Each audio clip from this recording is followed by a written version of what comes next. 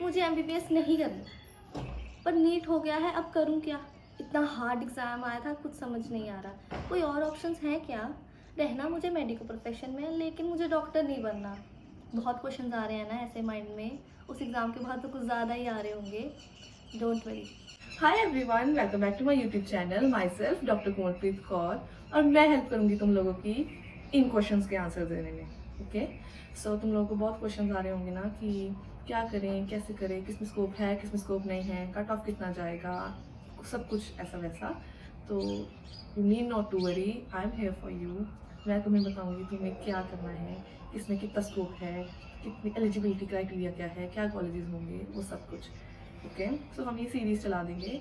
If you are new to my channel, please click the subscribe button और ऑल पे जरूर क्लिक कर देना ताकि फर्दर तुम्हें नोटिफिकेशन आती रहे। और अगर तुम मेरे पुराने प्यारे से सब्सक्राइबर हो तो तुम तो लाइक शेयर कर ही दोगे, कमेंट भी कर ही दोगे। आई नो दैट, तभी तुम ये वीडियो देखने आए हो। ओके, सो एमबीबीएस के बारे में हम सब जानते हैं, राइट? सो उसमें हम ज़्यादा टाइम वेस्ट नहीं करेंगे। तुम्हें पता है तुम्हारे पास एमबीबीएस का एक ऑप्शन है, but no, if not MBBS then what is the main point for us? Okay, so we'll talk about BAMS. BAMS, Bachelors of Ayurvedic Medicine and Surgery. Bachelors of Ayurvedic medicine and surgery. Okay, so कुछ इसका duration रहेगा 5.5 years का। लेकिन वो कैसे? 4.5 years की study होती है एंड 1 ईयर की इंटर्नशिप फेस होता है। ओके, जो 4.5 ईयर्स है वो कुछ टाइम पहले था, लाइक प्रॉफ सिस्टम नहीं था, ईयरली था कि थ्री ईयर्स हमें वन ईयर के थे, और उस टाइम फाइनल ईयर जो था वो 1.5 ईयर्स का था, तो वो 4.5 बन जाते थे। लेकिन 2021 बैच जब आया है तब से नया रूल आ गया है कि 1.5 ईयर्स का ईच 3 प्रॉफ हो जाएंगे, जो टोटल बनते हैं 4.5 का अकेडमिक ईयर। अकेडमिक ईयर मतलब जिसमें तुम सब्जेक्ट पढ़ोगे, सारी स्टडी करोगे, उसी में ही क्लिनिकल पोस्टिंग्स होती हैं, उसी में ही क्लिनिकल प्रैक्टिसेस होती हैं, उसी में ही सारी लैब्स होती हैं, सब कुछ जो तुम्हारा रहेगा ना अकेडमिक, और वो सारा तुम्हारा रहेगा वो अकेडमिक पीरियड में। और जो लास्ट का 1 ईयर है, the best phase of any medical field is a internship phase, जिसमें तुम सुबह से शाम, दोपहर से रात, या रात से अगले दिन, जो हमारी शिफ्ट जिस हिसाब से तुम लोगों की शिफ्ट लगती हैं, वो होता है इंटर्नशिप फेज। आप इंटर्नशिप करते हो, आप कंसल्टेंट के साथ बैठते हो, आप ओपीडीज देखते हो, आईपीटीज देखते हो, क्योंकि तब तुम डॉक्टर बन जाते हो, राइट? तुम्हें एक प्रोविजनल मिलता है जैसे तुम्हारा फाइनल एग्जाम खत्म होता है तब, उसके बाद तुम्हारे पास एक प्रोविजनल लाइसेंस और एक सर्टिफिकेट होता है। उसके बाद तुम इंटर्नशिप करते हो। इंटर्नशिप के 365 डेज कंप्लीट होने के बाद तुम्हें तुम्हारा ऑफिशियल डॉक्टर दिस मिलता है, जैसे मुझे मिला डॉक्टर कोमलप्रीत कौर का लाइसेंस। ओके, सो अब हम बात करते हैं करियर स्कोप्स का इसमें, राइट? ओके, मैं तुम्हें इस हिसाब से बताऊंगी ताकि तुम्हें तुम्हारा विजन क्लियर हो। तो एक पेन पेपर उठाओ ताकि तुम्हें पता चले कि मुझे ये चाहिए, तो ये इसमें है, मुझे ये चाहिए, ये इस फील्ड में है, तुम्हारे लिए क्लियर हो जाएगा, राइट? सो करियर स्कोप तुम्हें आयुर्वेदिक डॉक्टर तुम बन सकते हो, रिसर्चर भी तुम बन सकते हो, वेलनेस कंसल्टेंट बन सकते हो, क्योंकि हमारे पास बीच में कुछ बीएमएस में कुछ ऐसे सब्जेक्ट्स होते हैं, हम इसकी किसी और वीडियो में बात करेंगे। कुछ ऐसे सब्जेक्ट्स होते हैं जिसके बाद तुम डाइट की तरफ जा सकते हो, तुम न्यूट्रिशन दे सकते हो, तुम वेलनेस कंसल्टेंट्स बन सकते हो, तुम योगा कोचेस बन सकते हो, बहुत कुछ। फिर उसके बाद तुम फार्मास्यूटिकल इंडस्ट्री में वर्क कर सकते हो। ये यूनिक ऑप्शन क्यों है, क्यों इसमें ही क्यों? बिकॉज ट्रेडिशनल अप्रोच है एक तो मेडिसिन को लेके ये, उसके बाद लोगों का काफी इंटरेस्ट आ रहा है होलिस्टिक लर्निंग में ना, कि होलिस्टिक हीलिंग कैसे करनी है, एंशिएंट मेडिसिन है, उसके साथ हम हील कैसे हो पाएंगे, तो इसलिए। Okay, so this is all about your BAMS। Eligibility इसकी वही +2 साइंस विद नीट रहेगा। गवर्नमेंट का कट ऑफ अलग रहता है, वो शेड्यूल वाइज, कास्ट वाइज रहता है, सॉरी, जो कैटेगरी होती है उस वाइज। एंड प्राइवेट में तो तुम्हें एडमिशन मिल जाती है। हर कॉलेजेस के अलग फीस स्ट्रक्चर होते हैं, उसकी हम अलग वीडियो बनाऊंगी, मैं स्पेशल फॉर BAMS स्पेशल बनाऊंगी, एंड अलग अलग प्रोफेशंस की, don't worry about that. Okay, उसका now we'll talk about BHMS, which is bachelors of homeopathic medicine and surgery. Same ये सब आयुष के अंडर आते हैं, कुछ आयुर्वेदिक, होम्योपैथिक, सिद्धा, यूनानी, ये सब उसी के अंदर आते हैं। होम्योपैथिक भी 5.5 ईयर्स का ही रहेगा। करियर स्कोप करियर स्कोप्स ऐसे रहेंगे, तुम इसे प्रैक्टिशनर बन सकते हो, रिसर्च टीचिंग में जा सकते हो। Okay, 1 point I miss that, तुम BMS के बाद MD कर सकते हो, any subject, masters in any subject, right? MS कर सकते हो, तो तुम सर्जरीज, माइनर सर्जरीज कर सकते हो उसके बाद भी। फिर तुम प्रोफेसर लग सकते हो, तुम टीचिंग लाइन में जा सकते हो, उसके भी लेवल्स होते हैं, एसोसिएट होता है, असिस्टेंट होता है, एसोसिएट होता है, तुम प्रोफेसर, फिर तुम HOD बनते हो, प्रिंसिपल भी तुम बन सकते हो, तुम अपना कोचिंग इंस्टीट्यूट खोल सकते हो, तुम अपना क्लिनिक खोल सकते हो। BMS में भी काफ़ी स्कोप्स खुल जाते हैं। तुम एमओ लगते हो, गवर्नमेंट हॉस्पिटल्स में एमओ की जॉब्स आती हैं, तुम वो भरते हो, तुम वो लगते हो, प्राइवेट हॉस्पिटल्स में तुम एमओ लगते हो, it's all because you are a doctor, ठीक है, यू आर अ डॉक्टर, तो तुम्हारे पास बहुत जॉब ऑप्शन आ जाती है। BHMS में भी कुछ ऐसा ही होगा कि 5.5 ईयर्स का ही ड्यूरेशन रहता है, तुम प्रैक्टिशनर लग सकते हो, रिसर्च कर सकते हो, टीचिंग कर सकते हो। ये भी ऐसे एक कुछ हीलिंग प्रोसेस पुराना है तो काफ़ी लोग इसको ऑप्ट करते हैं। It's all about you, all upon you कि तुम्हें किस फील्ड में जाना है, ओके। उसके बाद we have a option of BDS which is bachelors of dental surgery. 5 साल का कोर्स रहेगा, इसमें तुम डेंटिस्ट, ऑर्थोडोंटिस्ट, डेंटल सर्जन बन सकते हो, क्लिनिक ओन कर सकते हो। इसमें बस थोड़ा कुछ ऐसा रहता है कि क्लिनिक में जो इन्वेस्टमेंट है वो कुछ ज़्यादा रहती है, क्योंकि जो इक्विपमेंट्स होते हैं क्लिनिक के वो थोड़े एक्सपेंसिव साइड पे चले जाते हैं ना, तो इसलिए जो क्लिनिक साइड BDS के बाद वो थोड़ा वो हो जाता है। अगर तुम डेंटल सर्जन बन जाते हो उसके बाद तो फिर तो तुम्हें जॉब ऑप्शंस बढ़ जाती हैं तुम्हारी, तुम किसी क्लिनिक में जॉब कर सकते हो, किसी हॉस्पिटल में जॉब कर सकते हो, वो तो है, तुम खुद सेविंग करने के बाद अपना क्लिनिक खोल सकते हो। Then you have a good option of BPT which is physiotherapy. उसमें फिजियोथेरेपिस्ट जो होते हैं वो आजकल वैसे ही काफ़ी ज़्यादा ट्रेंडिंग में होते हैं, क्योंकि स्पोर्ट्स वाला जो सब होता है, जिम वाले जो सब होते हैं, वो फिजियोथेरेपी की तरफ जाते ही जाते हैं। They need physiotherapy, then like sport physiotherapy अलग से होती है, वो उसी में ही एक सब्जेक्ट होता है। तो तुम लोगों को वो पढ़ाएंगे, तुम स्पोर्ट्स की तरफ, फेडरेशन की तरफ जा सकते हो, वो तुम्हें एज अ फिजियोथेरेपिस्ट अपॉइंट करते हैं, तुम अपना क्लिनिक कर सकते हो फिजियोथेरेपी का। It's also good like paralysis में और बहुत सारी जॉइंट एक्स में, जॉइंट स्टिफनेसेस में लोग जाते हैं फिजियोथेरेपी करवाने के लिए। It has a good scope, okay.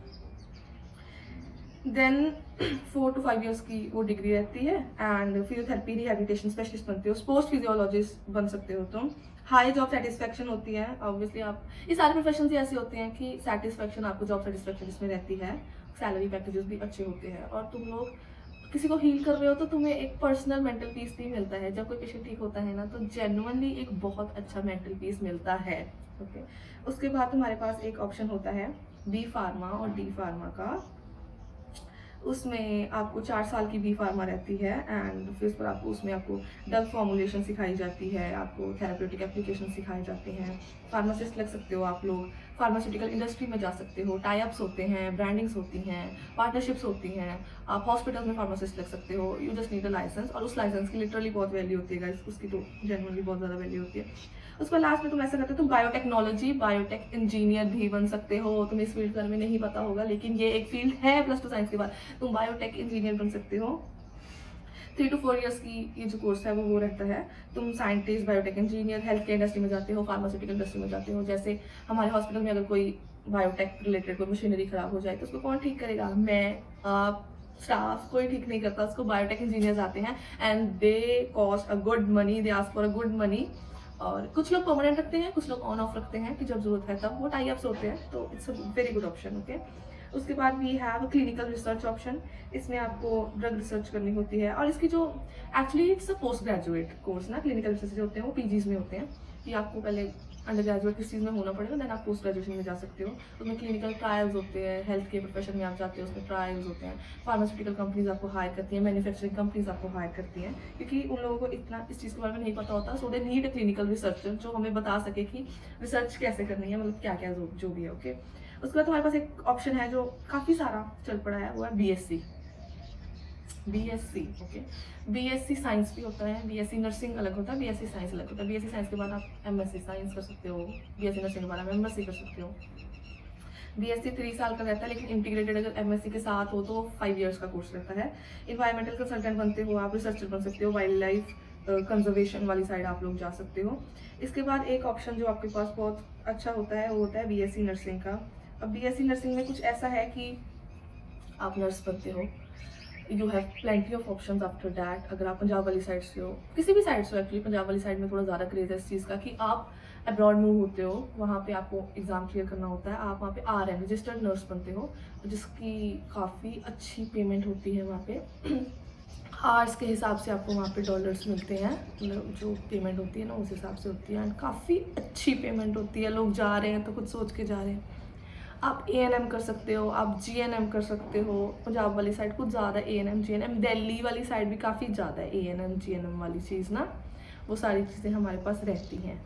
उसके बाद अगर हम बात करें ओवरऑल जो हमने डिस्कस किया कि इसमें क्या क्या था, तो BSc नर्सिंग होती है, BSc रेडियोलॉजी होती है, BSc मेडिकल लेबॉर्ट्री होती है, एनेस्थीसिया होता है, बीएससी डायलिसिस टेक्नोलॉजी होती है, बीएससी ऑप्टोमेट्री फॉर आईज होती है, बीएससी फिजियोथेरेपी होती है, बीएससी ऑक्यूपेशनल थेरेपीज होती हैं, डेंटल में आपके पास बीडीएस आ जाता है। देन आपके पास एक वेटनरी का ऑप्शन आ जाता है विच is bachelors of veterinary science. Okay, उसमें आप लोग जो पेट्स होते हैं, एनिमल्स होते हैं, एक्चुअली एनिमल्स के रिलेटेड जितने आप एनिमल के डॉक्टर बन जाते हैं, जो वेट्स होते हैं, जैसे बीएससी वेटनरी साइंस। ओके, उसके बाद आपके पास आयुष के अंदर आपके पास बीएमएस आता है, बीएचएमएस आता है, बीयूएमएस आता है, बीयूआईएस आता है। ओके, उसके बाद फार्मेसी में बी फार्मा आता है, BSc technology, microbiology, BSc biochemistry आ जाता है आपके पास।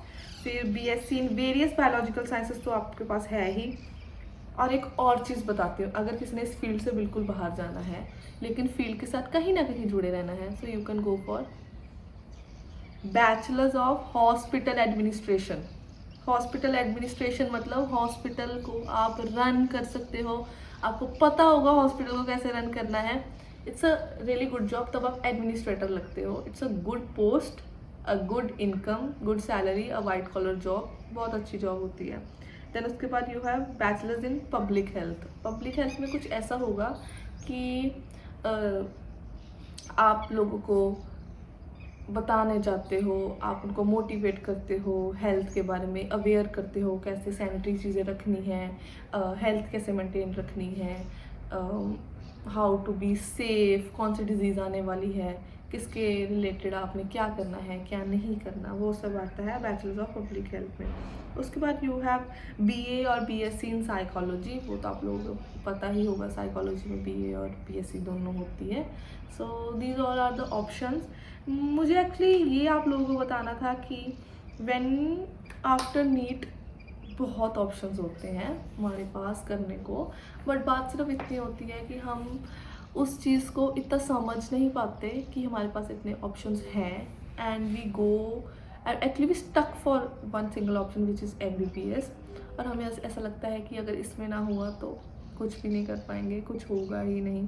ऐसा बिल्कुल नहीं होता।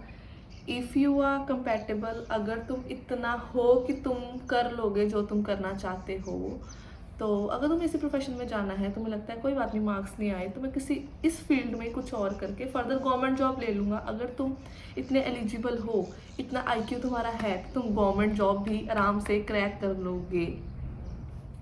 Because NEET is a criteria for just for examination. उसके बाद जब तुम एंट्रेंस के लिए होता है, जब उसके बाद तुम एक डिग्री करते हो ना, तो तुम्हें एक फिक्स निश मिल जाता है तुम्हें कि इस निश में ही मेरा काम है, मुझे मास में नहीं जाना, ये ही मेरा निश है। तो उसी के रिलेटेड आपको क्वेश्चन आते हैं, उसी के रिलेटेड आप क्वेश्चन सॉल्व करते हो और you are good to go for that. और तुम्हें लगता है कि हाँ मतलब अब अच्छा है, अब मैं अच्छे से ये कर लूँगा या कर लूँगी। और तुम इस बात की बिल्कुल टेंशन मत लिया करो कि प्रोफेशन में क्या करना है, कैसे करना है, होगा भी या नहीं होगा, सब हो जाएगा। बहुत लाइंस खुली होती हैं, एक लाइन नहीं होती। अपने विजन को ऐसे मत रखा करो, विजन को ओपन करो, ऐसे मत देखा करो, थोड़ा ऐसे भी देखा करो, बहुत दुनिया है। अगर एक हॉस्पिटल चल रहा है, व्हाट यू थिंक डॉक्टर के बेसिस पे चल रहा है? अगर मैं एक डॉक्टर हूँ तो क्या हॉस्पिटल मैं चला रही? No, not at all, not at all. Hospital staff के, नर्सिंग के, एएनएम, जीएनएम होता है, हॉस्पिटल एडमिनिस्ट्रेटर्स होते हैं, बहुत कुछ होता है जो एक हॉस्पिटल चलाता है। और बहुत स्टाफ चाहिए होता है। वो स्टाफ कहाँ से आएगा? हम ही लोग वो स्टाफ हैं। हम ही लोगों ने डॉक्टर बनना है, हमने नर्सेस बनना है, हमने ही सारे काम हम ही लोगों ने करने हैं। हम ही लोगों के बीच में से कुछ गवर्नमेंट पोस्ट पे बैठे होते हैं, कुछ प्राइवेट पोस्ट पे बैठे होते हैं, हम ही लोग होंगे ना वो सब करने वाले। सो घबराया मत करो, डरा मत करो। Feel free to comment, feel free to comment, जब मर्जी कमेंट करो, जो बात करनी है करो, जो पूछना है पूछो। किसी चीज़ की वीडियो चाहिए तो मुझे कमेंट कर दिया करो, मैं उसी पे ही नेक्स्ट वीडियो बनाऊंगी। अभी तो मैं थोड़ा मास और निश देख लेती हूँ कि किस चीज़ की बच्चों को ज़्यादा ज़रूरत है, तो मैं उसी चीज़ पे वीडियो बना रही हूँ। अगर तो मुझे कमेंट कर दोगे तो मैं स्पेसिफिक हो जाऊँगी कि इस चीज़ की इसको ज़रूरत है, तो मैं यही बनाऊँगी। ओके, नाउ फाइन, अब घबराना बिल्कुल भी नहीं है। इस वीडियो को थोड़ा स्लो पे भी करके देख सकते हो, तो अगर लिखना हुआ और अगर जल्दी जल्दी करना हुआ तो इसको तुम फास्ट पे करके देख लेना, तुम्हें सारे स्कोप्स पता लग जाएंगे। आफ्टर डैट हम एक एक स्कोप पे आएंगे कि बीएमएस में क्या और कैसे, बीएचएमएस में क्या, नर्सिंग में क्या क्या एग्ज़ाम देना पड़ेगा, क्योंकि अब एग्ज़ाम्स बहुत चेंज हो गए हैं। किसी फील्ड के लिए कोई एग्ज़ाम हो गया और किसी फील्ड के लिए कोई एग्ज़ाम हो गया। अब एंट्रेंस एग्ज़ाम स्पेसिफिक फील्ड्स हो चुकी हैं, तो वो तुम्हें मैं ही बताऊंगी कि किस फील्ड में कौन सा एग्ज़ाम देना है और वो कैसे क्रैक करना है। ओके, अब मैं चलती हूँ। See you in next video. डरना नहीं, घबराना नहीं, doctor Komal is always there for you. Bye.